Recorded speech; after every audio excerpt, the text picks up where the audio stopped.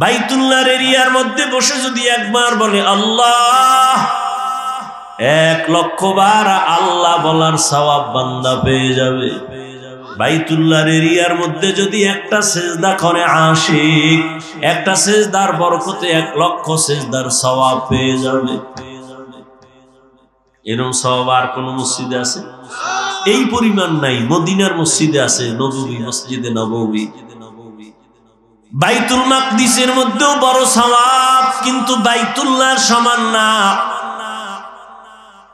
সবই তো আল্লাহর ঘর, কিন্তু বাইতুল্লাহর সমান ঘর তো সব ঘর না। ফতুল্লাহর এই মাঠে সবাই তো মানুষ, কিন্তু সবাই আল্লাহর আদালতে জ্ঞানী মানুষ না। আল্লাহর আদালতে জ্ঞানী হওয়ার জন্য মেট্রিক IABA পাস করা লাগে না, মাওলানা মুফতি হওয়া লাগে না, পীর হওয়া লাগে না। আমার মাওলার আদালতে জ্ঞানী হওয়ার জন্য আমার মাওলারে চিনা লাগে, আমার মাওলার সাথে গভীর সম্পর্ক করা লাগবে। এরে যুবক, বয়ান তো তুমিও কম জানো না। নামাজ পড়া ফরজ, পর্দা করা ফরজ, মা বাবার খেদমত করা ফরজ, সবই তো জানো, করো না কেন?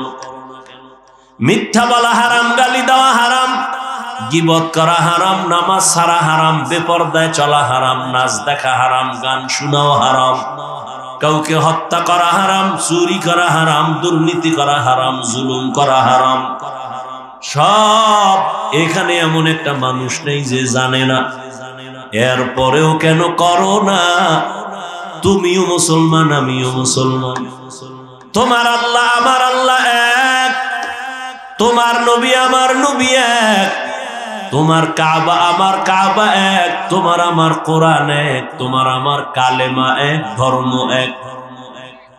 অথচ তোমারে পাও ধইরা ধইরা আল্লাহর বান্দা উলামায়ে কেরামরা বুঝাইতেছেন। তাবলীগ ওয়ালাদের মেহনত, পীর সাহেবদের মেহনত, উলামায়ে কেরাম, খতিব সাহেবদের মেহনত, পাও ধরে ধরে তোমারে বুঝায়। এরপরও কেন বান্দা তুমি নামাজ পড়ো না? কেন তুমি পর্দা করো না? হালাল ভাবে চলো না? এর একটাই মাত্র কারণ, তুমি কারে সিজদা দিবা তার প্রতি তোমার মায়া এখনো হয় নাই।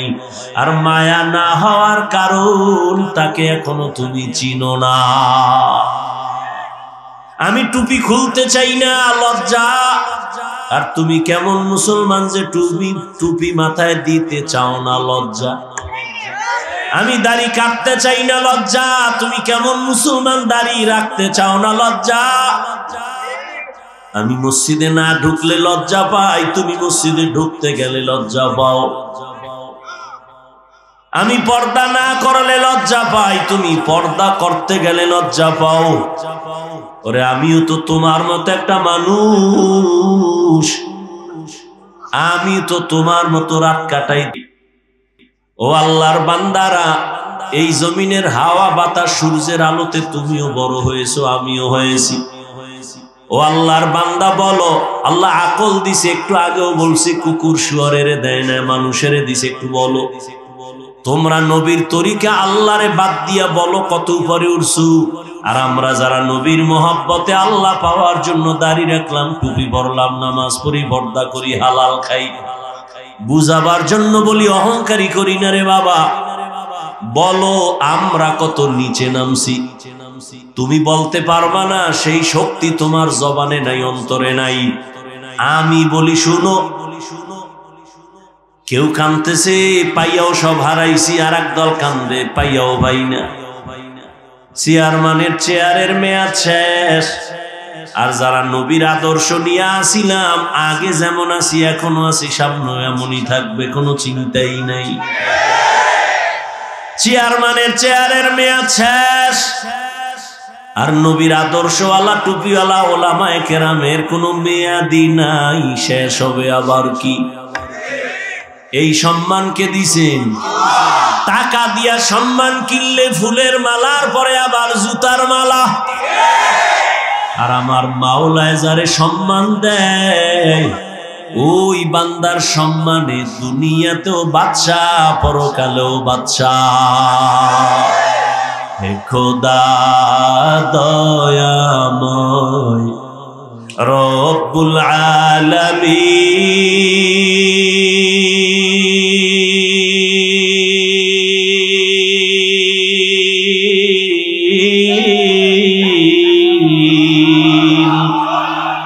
জীবনে মরণে ভয় কি হবে সেই দিন, হে খোদা ধরাতে আসিয়া আজি বড়ই অসহায়,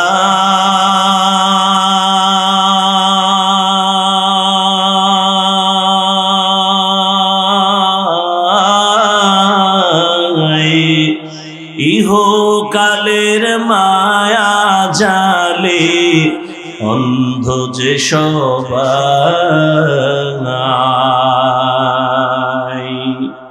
দাও হেদায়াত মুক্তি দাতা গফুরুর রহিম।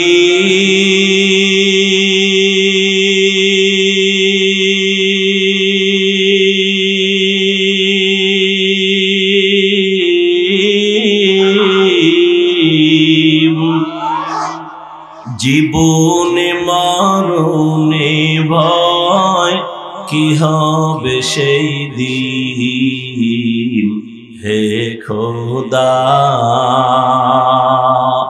হে খোদা দয়াময় রব্বুল আলামিন।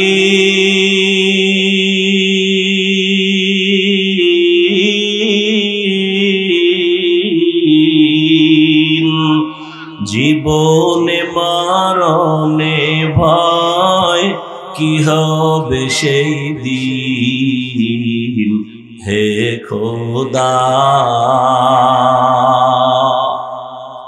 এই চিন্তা করতে করতে আবু বকর জীবন কাটায় দিলেন। মরণে আমার কি উপায় হবে? পরশুদিন হাদিস দেখলাম, রহমতের নবী ইস্তেনজায় ঢুকছেন। ইস্তেনজা চিনেননি? এও তো অনেকে চিনে, বাংলায় খাওয়া লাগবো না। রহমতের নবী হাজত ছাড়তে ঢুকলেন, বাথরুমে গেলেন। নবী বাথরুম থেকে বের হইয়া দ্রুত তায়াম্মুম করতেছেন মাটি দিয়া। কি করেন? তায়াম্মুম করতেছেন রহমতের নবী। সাহাবী ডাক দিয়া বলেন, ইয়া রাসূলুল্লাহ, ওই যে পানি দেখা যায়, পানি দেখলে তো তায়াম্মুমের আর দরকার কি? ওখানে যাইয়া ওযু করে নিবেন। রহমতের নবী বলে, রে সাহাবী, আমি যে বাথরুম থেকে বের হইছি ওই পানি পর্যন্ত যাওয়ার আমার কোনো গ্যারান্টি নাই। আমি এই জন্য তাড়াতাড়ি ওযু বানাবো, পানি পাবো, তারপরে ওযু বানাবো। ওই পর্যন্ত পৌঁছতে পারবো কিনা গ্যারান্টি নাই। এর মধ্যে না জানি আবার আজরাইল এসে হাজির হয়ে যায়। আজরাইল যদি আইসা হাজির হয়, আমার তো আর পানি পর্যন্ত যাওয়ার সুযোগ হবে না। চোখের সামনে দেখো লাশ আর লাশ। জানাজা পড়লি, লাশ কবরে দাফন করলি, আর পর নিজের লাশের চিন্তা করলি না। কত মা সন্তান হারায় কাঁদে, আমারে কে আম্মু বলে আর ডাক দিবে? মা সন্তান হারায় কাঁদে, আমি কাকে আম্মু বলে ডাক দিব? এরে আল্লাহর বান্দা, ভাই ভাই হারায় কান্না করতেছে, স্ত্রী স্বামী হারায় কাঁদে, স্বামী স্ত্রী হারায় কাঁদে। ও আল্লাহর বান্দা, এই কান্না তো তুমি কাঁদো না, তবে লেখা রাখো তোমার ঘরেও কিন্তু কান্না আসতেছে। এমন কান্না শুরু হবে আর কান্না শেষ হবে না। ও আল্লাহর বান্দারা, এত বয়ান জানো শুনো, এরপরও কেন মানো না রে বাবা? এর একমাত্র কারণ, আমার মালিকের দরবারে যে যাওয়া লাগবে, দাঁড়ানো লাগবে, হিসাব দেওয়া লাগবে, সে চিন্তাই নাই। এই চিন্তায় যারে ধইরা ফালাইছি, ওই বান্দার দিকে তাকাইলি দেখবা চোখের কোঠায় পানি। কিও ভাই তোমার চোখে পানি কেন? বলে আমি মালিকের আদালতে কেমনে দাঁড়াইয়া জবাব দিব। রহমতের নবী আম্মা জান আয়েশার হুজুরায় ঘুমায়। হঠাৎ নবী বলেন আমি যদি ঘুমাই আমার চোখ বন্ধ থাকলে আমার অন্তর ঘুমায় না। হঠাৎ আমি কানের মধ্যে শুনি কে যেন আমার মাথার পার্শ্বে মসজিদে নববীতে কান্না করে রাতের গভীর। আমি উঠলাম, উঠা আমি বের হইয়া তাকায় দেখি রাতের গভীরে নামাজে দাঁড়ায়া কে কান্না করে। দুনিয়ার কোন সাধারণ কেউ না, আমার কলিজার সাহাবী, জান্নাতের 1 নাম্বার সার্টিফিকেটধারী সাহাবী আবু বকর নামাজে দাঁড়ায়া দাঁড়ায়া কান্না করতেছি। আমি নবী পেছনে অপেক্ষা করতেছিলাম। নামাজ শেষে জিজ্ঞাসা করলাম, ও আবু বকর আপনি নামাজে দাঁড়ায়া কান্না করেন কেন? আবু বকর বলেন ইয়া রাসূলুল্লাহ আমি আল্লাহর আদালতে কেমনে দাঁড়াবো সেই ভয়। হর কে দারদ খৌফে হক দর দিল মাদাম জান্নাতুল মাওয়া দেহদ রামাকাম জুজবা হকচি জে মখাজ ইনসুজা ফজলে উআ মস্তে দর জুমলা জাহা।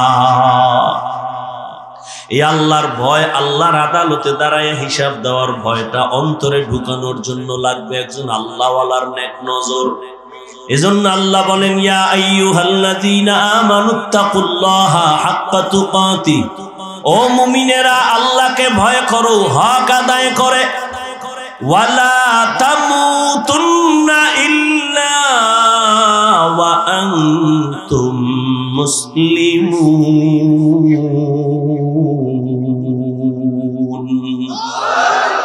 মুসলমান না হইয়া মরিও না, সাবধান। নবী বলেন আলা কুল্লুকুম রাইন ওয়া কুল্লুকুম মাসউলুন আন রাইয়াতিহি। এই উঠেকা মোনাজাত দিয়ে দিমু। মাওলায় যদি বাড়ি না নেয় কেমনে আগে বাড়ি যাবা? মাওলায় না নিলে পারবা? একজনে 1.5 ঘন্টা উঠে গেছে তাড়াতাড়ি বাড়ি যাইব, আর একজনে মোনাজাত দিয়া কান্নাকাটি কইরে এরপরে রওনা হইছে বাড়ি যাব। ওই ঘটনা আছে না, সুলতান মাহমুদ গজনবীর ঘটনা, আয়াজের ঘটনা, এক ধনী বড় টাকাওয়ালা আর মালিক আর গোলামের ঘটনা।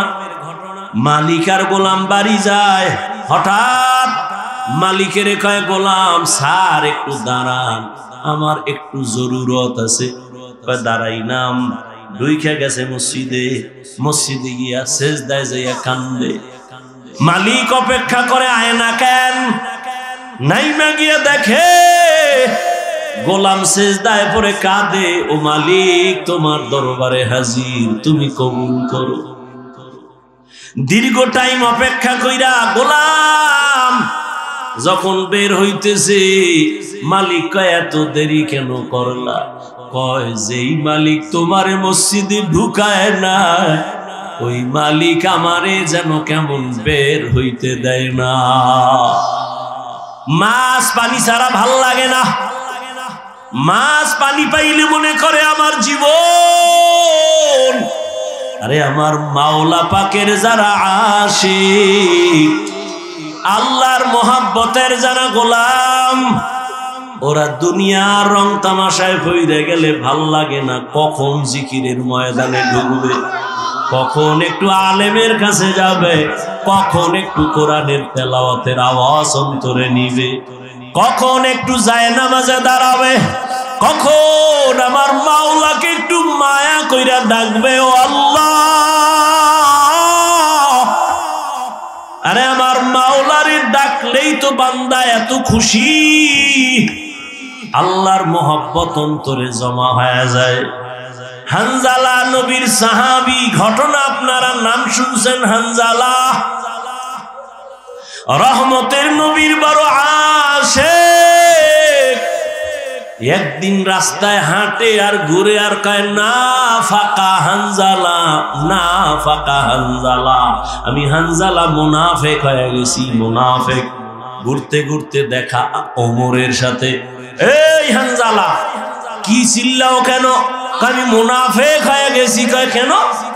কয় আমি নবীর কাছে যখন থাকি তখন আমার অন্তর এমন যে আমি আর কোন দুনিয়ায় নাই, এখন আমি আমার মালিকের নজরে বসে আছি, দরবারের রিসালাতের সামনে আছি। এখন আমার ছেলের চিন্তা নাই, মেয়ের চিন্তা নাই, বাড়ির চিন্তা নাই, গাড়ির চিন্তা নাই, টাকার চিন্তা নাই, ক্ষমতার চিন্তা নাই। এখন আমার চিন্তা আমি একজনারে পাইছি, আমার নবী। আমি ওই নবীর হাত ধরে আমার মালিকের একটু কেমনে দেখবো, যেই নবীর চেহারা এত সুন্দর, একটা নজর নবীর চেহারা দিয়ে তাকাইলে পেটের ক্ষুধা থাকে না। মায়ার নবী এত সুন্দর, আমার মাওলায়ের এত সুন্দর কইরা বানাইছেন, ওই মালিক আমার আল্লাহ না জানি কত সুন্দর। এত সুন্দর আসমান যিনি বানাইছেন তিনি কত সুন্দর, এত সুন্দর কণ্ঠ যিনি দান করছেন তিনি না জানি কত সুন্দর, এত সুন্দর রঙের ফুল বাগান সাজাইছেন তিনি কত সুন্দর। ওরে যারা মাওলার আশিক ওরা ভাবে আর খুঁজে আমার মালিক, আমার আল্লাহরে আমি তো এখনো পাইলাম না। ফুলের ঘেরান পাইলাম, কে বানাইলেন তারে তো পাইলাম না। ওরে আল্লাহর মোহাব্বত যার অন্তরে জমা হয়ে গেছে সে একবার আমার মাওলারে দেখার জন্য পাগল। হানজালা বলে আমি নবীর দরবারে থাকলে আমার অন্তর থাকে একরকম, আমি নবীর দরবারের বাইরে গেলে তখন আবার অন্তর দুনিয়ামুখী হয়ে যায়। আমার ছেলে, আমার বাড়ি, আমার গাড়ি, আমার টাকা, আমার পয়সা, আমার ক্ষমতা, আমার চেয়ার, এই সব আমার অন্তর আইসা জমা হয়, আমি মুনাফেক হয়ে গেছি। ওমর কয় তো এই অবস্থা তো আমারও হয়। নবীর দরবারে থাকলে দুনিয়ার কোনো চিন্তা নাই, আবার যখন নবীর দরবার থেকে বাইর হইয়া যায় তখন আবার দুনিয়া আমারে পেয়ে ফেলে, দুনিয়া দুনিয়া আমাকে গ্রাস করে ফেলে, দুনিয়ার চিন্তা, ছেলের চিন্তা, মেয়ের চিন্তা আমাকে গ্রাস করে ফেলে। এবার কথা চলো নবীর দরবারে চলো, সমাধান নেই। দোনোজনে যায়, মুনাফেক হয়ে গেছে। ওমরও কয় আমি মুনাফেক হয়ে গেছি, হানজালাও কয় আমি মুনাফেক হয়ে গেছি। হঠাৎ আবু বকর সিদ্দিক রাদিয়াল্লাহু তাআলা আনহুর সামনে দাঁড়ালো। এই ওমর তুমি চিল্লাও কেন? কয় মুনাফেক হয়ে গেছি। হানজালাও কয় মুনাফেক হয়ে গেছি। কারণটা কি? বলে এই কারণ, নবীজির দরবারে যখন থাকি মনে হয় যেন দুনিয়াতে আমার আর কিছু নেই, নবী আমার কলিজা, আমি নবীর হাত লাগাই আমার মালিক আল্লাহর সঙ্গে মোলাকাত করব। কিন্তু নবীর দরওয়াজা থেকে বের হইলে তখন আবার ঢুইকা যায় ছেলে, মেয়ে, স্ত্রী, পরিবার, দুনিয়ার চিন্তা। আবু বকর কয় অবস্থা তো আমারও, মনে হয় আমিও মুনাফেক হয়ে গেছি, আমার মাওলার ভয়। আর তুমি নামাজে দাঁড়াইয়াও দোকান নিয়ে ভাবো, নামাজে দাঁড়াইয়াও ছেলের চিন্তা, মেয়ের চিন্তা, ঘরের চিন্তা, ক্ষমতার চিন্তা। ওরে আবু বকর, নবীর দরবার থেকে বের হইলে দুনিয়া, নবীর দরবারে থাকলে দুনিয়ার চিন্তা নাই, এরপরও ভয়, কান্নার আওয়াজ। আর তোমার আমার তো নামাজের মধ্যেও দুনিয়া ঢুকানো, জিকিরের মধ্যেও দুনিয়া ঢুকানো। তোমার আমার চোখে পানিও নাই, কোনো আফসোসও নাই রে বাবা। নবীর দরবারে গেলেন, রহমতের নবী বলেন এমন যদি তোমাদের হয় আর ভয় লাগে, এটাই তোমাদের ঈমান যে শুদ্ধ পরিপক্ক, এটাই তার প্রমাণ, তোমাদের ঈমানে কোনো ভেজাল নাই। এরে নবী না আশেক ইব্রাহিম ইবনে আদহাম পাগলের মতো হয়ে গেল, কে আমাকে বোকা বলল? ঠিকই তো, আমার অর্ডারে বলখের মানুষগুলো দাঁড়ায় আর বসে, কিন্তু আমি তো একবারও চিন্তা করলাম না এই যে সূর্যটা উঠছে পূর্ব দিগন্তে, এই সূর্য তো আমার অর্ডারে উঠেও না, আমার অর্ডারে ডুবেও না। রাতের বেলা আকাশে চাঁদের আলো, আমার অর্ডারে চাঁদ উঠেও না, ডুবেও না। তাহলে এর পেছনে তো একজন মালিক আছে, নাই? ওই মালিকের তালাশ করছনি? এরে আল্লাহর বান্দা, তোমারে কেউ হাদিয়া পাঠাইছে, কে পাঠাইছে তার পরিচয় নাও, মোলাকাতের জন্য পাগল, দেখা করলে মনে হয় আরো হাদিয়া দিবে। যেই মাওলায় তোমারে আমারে মানুষ বানাইছেন, কুকুর বানান নাই, শুকার বানান নাই, আবার আখিরি নবীর উম্মত বানাইছে, এত সুন্দর জীবন আমাকে দান করছেন। আমার মতোই তো কত মানুষ, ওই যাও ডিআইটি মসজিদের বারান্দায় যাও, বাইতুল মুকাররমে জুমার দিন গিয়া দেখো, পাও নাই, ভিক্ষা করে। দুইটা চোখের পাওয়ার নাই, বলে আমি অন্ধ, আমারে কিছু ভিক্ষা দাও। আমার মাওলায় যদি তোরে অন্ধ বানাইতেন রে যুবক, বল সারা রাত মোবাইলে নাচ গান কেমনে দেখতি? আমার মাওলায় যদি অন্ধ বানাইতেন, কে তোরে চক্ষু দান করত? আমার মাওলায় যদি তোরে বধির বানাইতেন, কে তোরে আর সুস্থ করত? কত মানুষ সুস্থ ছিল, হঠাৎ কইরা জ্বর আসছে, বিছানায় পড়ে একটা সাইড নষ্ট হয়ে গেছে, বিছানার থেকে এখন আর উঠতে পারে না, কণ্ঠ শেষ, জীবনটাই অর্ধেক হয়ে গেছে। এখন ছেলেও ভালো জানে না, মেয়েও ভালো জানে না। ও আমার ফতুল্লাহ এলাকার মুসলমান বাবারা, ও বৃদ্ধ বাবাজি, ও যুবক, একটু চিন্তা করো বাবা, আমরা নবীর আদর্শ মানতে গিয়া কই আমগো তো না খাইয়া কেউ মরি নাই, সম্মান কমে নাই। আমি তোমাকে বলি না আমগো মতো হুজুর হয়ে যাও, একবারও বলি না রে বাবা। বরং তুমি স্কুলে পড়ো আলহামদুলিল্লাহ, কলেজে পড়ো, চাকরি করো, ব্যবসা করো আলহামদুলিল্লাহ, তবে ওখানে থাইকেই তুমি আমার মালিকের সাথে একটা লাইন লাগাও, ওখানে থাইকা নামাজের সেজদা দাও। চাকরি করিয়াও কি তোমার মতো নামাজি নাই? ব্যবসা করে নামাজ ছাড়ে না এরকম জেনারেল লাইনের মানুষ কি নাই? তোমার মতো যুবক রাস্তায় গাড়ি চালায়, এক বেলার নামাজও ছাড়ে না, দাড়িও কাটে না। বলো বাবা তুমি কেন পারো না? তোমার মতো কত যুবক নদীর মধ্যে মাছ ধরে, নামাজ ছাড়ে না, বলো তুমি কেন পারো না? তোমার মতো যুবক স্কুল কলেজে পড়িয়াও নামাজ ছাড়ে না, বলো তুমি কেন পারো না? আসলে কি তোমার কপাল পুড়িয়া গেছে, নাকি কোরআন হাদিস মিথ্যা মনে করেছো? যদি বলো হ্যাঁ, তো একটা ভুল কোরআন থেকে বের করে দাও, আমিও দাড়িটা কেটে ফেলি, নামাজ বন্ধ করে দেই। যদি কোরআনে ভুল হয় সবই ভুল, আল্লাহ ভুল। আর যদি বলো না আল্লাহর কোরআন সত্য, তো আল্লাহ আছেন সত্য, গুনাহ নিয়ে কবরে গেলে আযাব হবে তাও সত্য, নেক আমল নিয়ে যদি যাও জান্নাত পাইবা তাও সত্য। আল্লাহর কোরআন মিথ্যা না সত্য? ওই কোরআনে জান্নাতের বয়ান আসেনি, ওই কোরআনে জাহান্নামের বয়ান আসেনি। কে জান্নাতে যাবে, কে জাহান্নামে যাবে আল্লাহ তাও বলেছেন। মনটাকে শুধু বুঝাইও। হাফিজুর রহমান ভাই তো আমাদেরকে হুজুর হওয়ার জন্য তাকিদ দেয় নাই, হাফিজ ভাই তো কওমি মাদ্রাসায় যাইতে বলে নাই, হাফিজুর রহমান তো তাবলিগ না গেলে জাহান্নামে যাবা বলে নাই। কি বলছে? স্কুলে পড়লেও নামাজ ছাড়া যাবে না। স্কুলে পড়িয়াও তো আমার মতো যুবক নামাজ পড়ে, আমি কেন পারি না? আমার মতো যুবক চাকরি করে, নামাজ পড়ে, আমি কেন পারি না? আমার মতো যুবক ব্যবসা করে, নামাজ পড়ে, আমি কেন পারি না? আমার কপাল বুঝি খারাপ, গুনার কারণে আল্লাহ বুঝি আমার উপরে বেজার হয়ে গেল। এখনো সময় আছে, তওবার দরজায় ফিরে আসো। আল্লাহ তাআলা বারবার ডাকে, আয়, কই যাবি বান্দা? বান্দা আয়, যেদিকেই যাবি জাহান্নাম ছাড়া আর কিছুই নাই। আমার দরজাটা শান্তির আর রহমতের দরজা, তওবা কর, জীবনের সব গুনাহ মাফ করে দিব। 5 বেলার নামাজ পড়ো, মা বাবার দোয়া নাও, বেয়াদবি করিও না, শিক্ষকের দোয়া নাও, বেয়াদবি করিও না, ওলামায়ে কেরামের পরামর্শ নিয়ে নামাজ পড়ো, দাঁড়িয়ে রাখো, মা বাবার দোয়া নিয়ে চলো, চাকরি করো, ব্যবসা করো, হালাল ভাবে চলো, হারাম খাইও না, কারো হক নষ্ট করিও না, কারো উপরে জুলুম করিও না।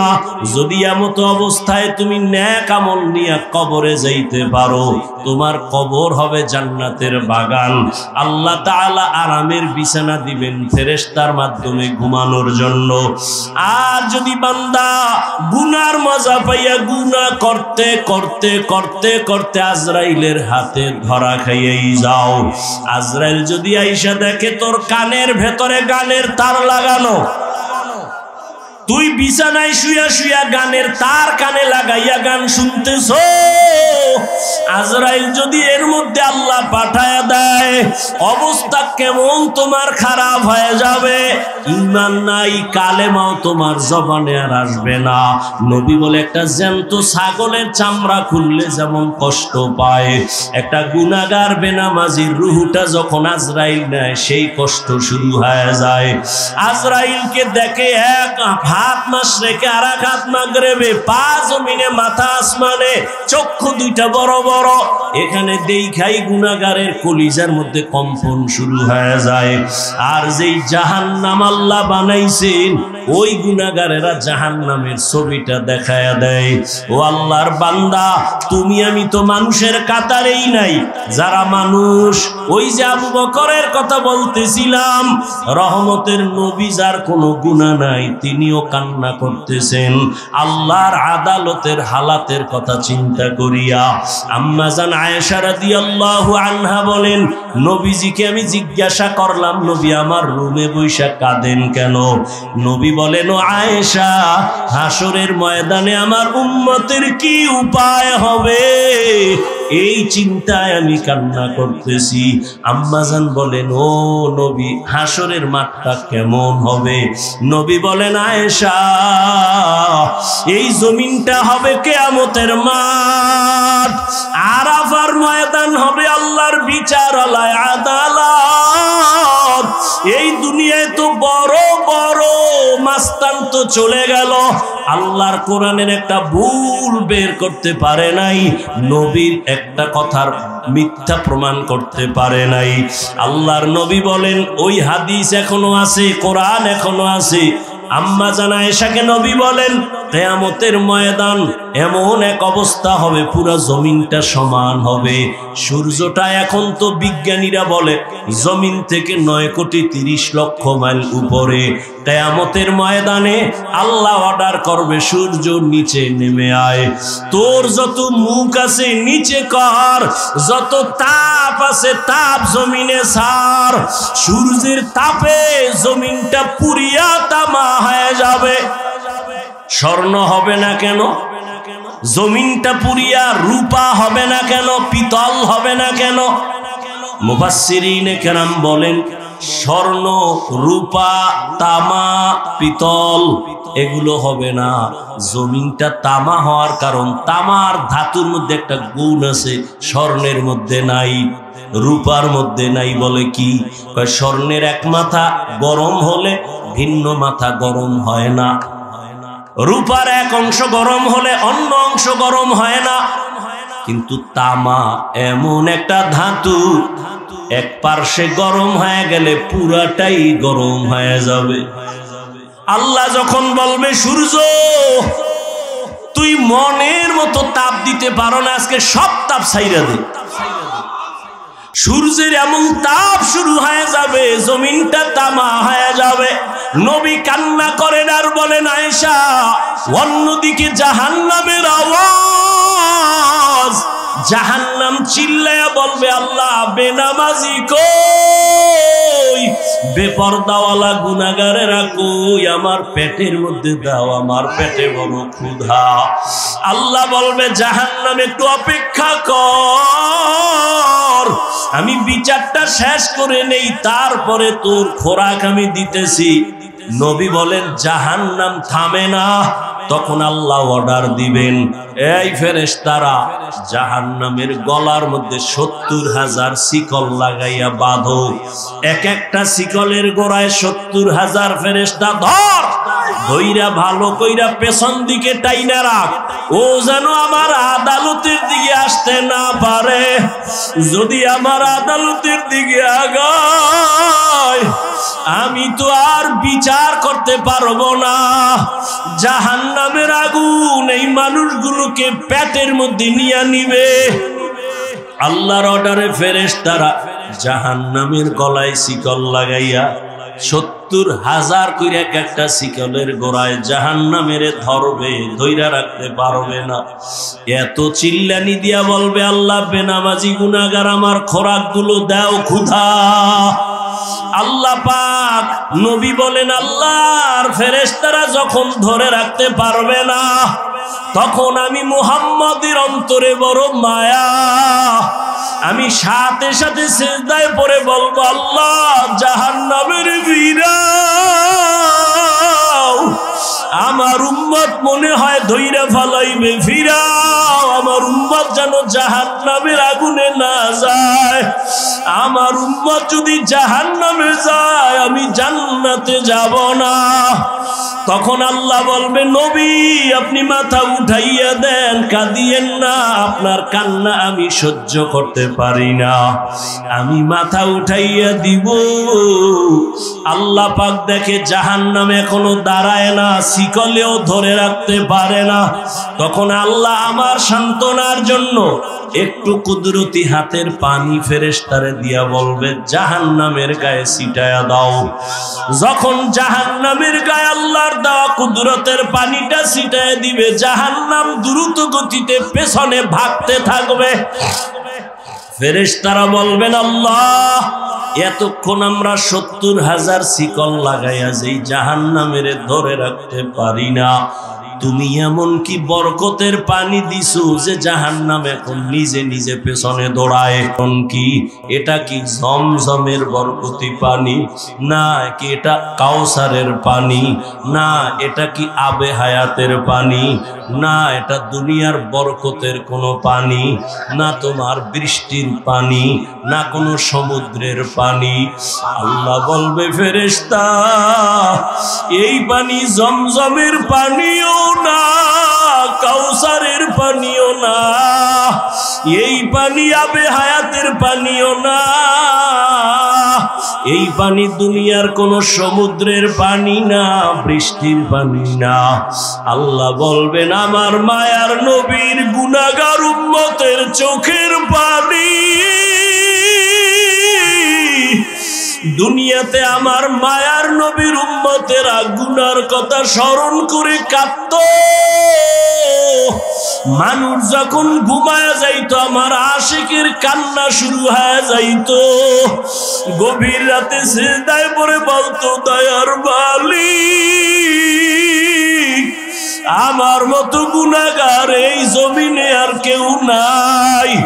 গুনার কারণে আমার হাত না পাক, আমার চোখ না পাক, আমার জিহ্বা না পাক, আমার অন্তর না পাক। আয় আল্লাহ, তোমার দেওয়া সূর্যের আলো, পানি, বাতাস সব নেয়ামত খাইয়া তোমার নাফরমানি করেছি। আজ আমি গুনার কারণে মনে হয় আমার জাহান্নাম ছাড়া উপায় নাই। আমার গুনার খবর আমার মাও জানে না, বাবাও জানে না, ভাই বোন স্ত্রী পরিবারের কেউ জানে না। আমার গুনার খবর আমার মা বাবায় যদি জানতো, লাথি মেরে ঘর থেকে বের করে দিত। আমার গুনার খবর যদি আমার স্ত্রী জানতো, আমাকে স্বামী বইলা গ্রহণ করত না। আমার গুনার খবর যদি আমার সন্তান জানতো, কোনদিন আমাকে বাবা বলতো না। ও দয়ার মালিক যে তুমি কত দয়ার মালিক, তুমি আমার সব গুনার খবর জানো। ও আল্লাহ, এ যুবকের আমার মাওলারে ডাক দে, দুই ফোঁটা চোখের পানি ছাড়, আর গুনার কত স্মরণ করে ক্ষমা চাও। আর আল্লাহরে বলো, আমার মাওলা যে কেমন দয়ার মাওলা। ওরে দরওয়াজা জানালা বন্ধ করে মোবাইলের দ্বারা যে গুনাহ করেছ, ওই দরওয়াজা জানালার ভেতরের গুনার খবর মাও জানে না, বাবাও জানে না। ওরে আমার মাওলারে ফাঁকি দিতে পারো নাই রে বাবা। আরে তোমার গুনার খবর যদি মা জানতো, ঘর থেকে বের করে দিত। কিন্তু আমার মাওলা যে কেমন দয়ার মালিক, গুনাহ করছি দেখছেন, এরপরও ঘরের থেকে বের করে দেয় নাই, সম্মানের চেয়ার থেকে ফালাইয়া দেয় নাই।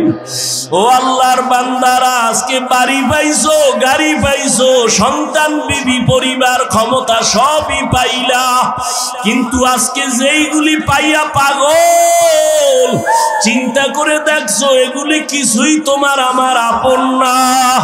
ওরে আজরাইল আইসা যখন রূহ দইরা টান মারবে, ওরে তোমার আপন মা বাবা তোমারে ফেলে দিবে, আর ঘরে ঢুকাইবে না। সাদা কাপড়ের প্যাকেট বানাইয়া কবরের দেশে পাঠাইয়া দিবে। এতদিন যে মা বাবার জন্য এত পাগল হইলাম, কেউ আমার সাথে যাবে না। আমি আস্তে আস্তে দেখি আমার বন্ধু নাই, আমার পাশের লোকগুলো সব আলাদা হয়ে গেল। এক পর্যায়ে আবার সাদা কাপড়ে পেঁচাইয়া আমারে বাস বাগানে নিয়ে রওয়ানা। ওই কবরে অন্ধকার ঘর, বাতি নাই, কোনো সাথী নাই। ওই কবরে পাড়াইয়া পাড়াইয়া মাটি দিয়া সবাই চলে গেল, আমি এখন একা। আমার ডানে মাটি, বামে মাটি, সামনে পেছনে উপরে নিচে মাটি।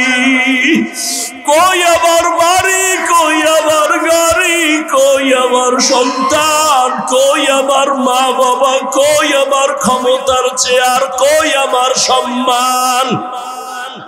এখন এই অন্ধকার কবরে দুইজন ফেরেশতা চলে আসবে প্রশ্ন করার জন্য। রবের পরিচয় দাও, ধর্মের পরিচয় দাও, রহমতের নবীর পরিচয় দাও।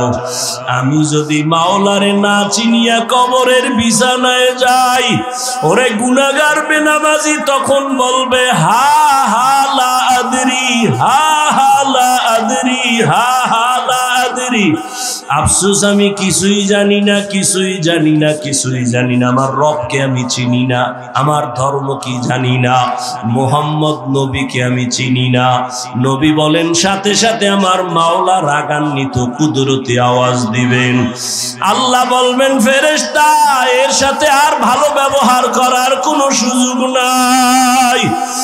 এই বান্দারে আমি দুনিয়াতে কত আদর করছি, আমি আল্লাহ কত নিয়ামত খাওয়াইলাম। আমার দেওয়া জমিনের ফসল খাইলো, গাছের ফল খাইলো, নদীর মাছ খাইলো, একবারও শুকর আদায় করে নাই, বরং আমার নাফরমানি করেছে। আলেম উলামারা বুঝাইলো, বুঝে নাই, বিরোধিতা করেছে। এখন আর সুযোগ দেওয়া হবে না, এর জাহান্নামের শিকল লাগাও, কবরের ভেতরে জাহান্নামের বিছানা দাও। আল্লাহ রাগান্বিত হয়ে বলবে, নাফরমানের ধর, কবরের ভেতরে জাহান্নামের আগুন লাগায় দাও। আল্লাহ রাগান্বিত হয়ে বলবে, ও কবরের মাটি, এই গুনাহগারের দুই পার্শ্ব থেকে জোরে জোরে চাপ দাও। এমন জোরে দুই পার্শ্বের মাটি চাপ দিবে, সহ্য করতে পারবি নি রে যুবক। একটা মশার কামড় সইতে পারো না, বেতের বাড়ি সইতে পারো না, সূর্যের গরম সহ্য করতে পারো না, গুনাহ নিয়ে কবরে গেলে কেমনে মাটির চাপ সহ্য করবা? ওরে আল্লাহরে এখনো বন্ধু বানাও, আল্লাহর খাঁটি ওলি আল্লাহ যারা উলামায়ে কেরামদের বন্ধু বানাও। এখনো সময় আছে, তওবা করো আর আল্লাহকে বলো, মাওলা গুনাহ আর করবো না, নামাজ ছাড়বো না, বেপরদায় চলবো না, দাড়ি কাটবো না। আমার মাওলার আযাব বড় কঠিন। আল্লাহ এজন্য বলেছেন, মুসলমান না হইয়া মরণ বরণ করিও না। এখনো সময় আছে, তওবা করে নাও। স্কুলে পড়ো, কলেজে পড়ো, চাকরি করো, ব্যবসা করো, তওবা করো আর নামাজ ছাড়বা না, দাড়ি কাটবা না, বেপরদায় চলবা না। মা বাবার দোয়া নিয়া, উলামায়ে কেরামের দোয়া নিয়া, শিক্ষক মুরব্বীদের দোয়া নিয়া নবীর তরিকায় চলবা। আল্লাহর কাছে 2 ফোঁটা চোখের পানি ছেড়ে দাও। যদি কান্না না আসে, মনে করিও গুনার কারণে দিলটা পাথর হয়ে গেছে, আল্লাহ বেজার হয়ে গেছে। এখনো সময় আছে, আল্লাহকে বলো, আল্লাহ দিলটা নরম বানায়া দাও। ওরে ডানে বামে দেখো, তোমার মতো কত গোলামের চোখে পানি, তোমার আমার চোখে কেন পানি নাই? গুনার কারণে আল্লাহ বেজার। ওরে কান্নাওয়ালার কাছে হাতটা বাড়াইয়া দোয়া চাও আর বলো, ও কান্নাওয়ালা ভাই, আমার জন্য একটু দোয়া করেন। আমার গুনার কারণে আমার কলবটা পাথরের মতো শক্ত, আমার চোখে পানি আসে না। দোয়া, কান্নাওয়ালার দোয়া ফেরত যাবে না। আল্লাহর কাছে তওবা করো, মরিয়াও গেলে আর নামাজ ছাড়বা না, গুনাহ নিয়ে কবরে যাইবা না।